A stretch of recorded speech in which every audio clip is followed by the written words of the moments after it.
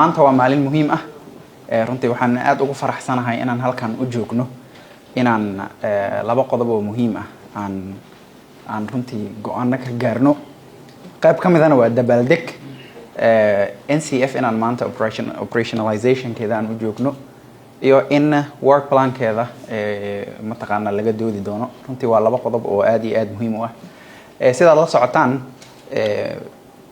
madaxweyne Dr. Xasan Sheekh Maxamuud markii uu xukunka la wareegay doorashadii maalmahay socotayba dalka waxaa ka taagnaa abaar xoog badan waxyaabihii ugu horeeyay oo wax laga qabtay bay ahayd howlaha u yaala dawladda oo mudnaanta u lahaa oo ah in macluul laga hortago runtii waana laga hortagay oo dadaal weyn oo dawladda bixisa looga hortagay sida la socotaanba waxyaabaha ugu waaweyn oo macluusha keena waxaa kamid ah iyo abaaraha isbedelka cimilada kaliya marka abaarahaas wax lagama qaban oo waxa la yiri waxa la rabaa in aynan soo noqon oo wax laga qabto isbedelka cimilada wasaaradii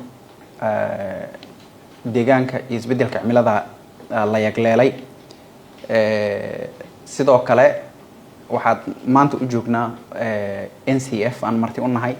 ayadana waxay ahayd qorshe kamid ah qorshayaasha madaxweynaha oo la rabo in dalkan wax looga qabto gaar ahaan isbedelka cimilada sidaad ogtiin Soomaaliya waxay ku biirtay Task Force on Access to Climate Finance oo ah mechanism oo toddoba dal oo Soomaaliya toddoba ku tahay oo ay taageerayso UK wadamo badan oo donor countries ka ah kuwaas oo looga gol lahaa in wax looga qabto dalalka koow isbedelka cimilada uu saameeyay ayagoo aan wax raada ku lahayn waxa sababay haddana noqday dalalka aafada ugu badan ay ka soo gaarto marka si climate finance loo hagaajiyo waxay noqotay dalal badan in ay qaataan mabda kamid ah mabaadiida Task Force on Access to Climate Finance oo ah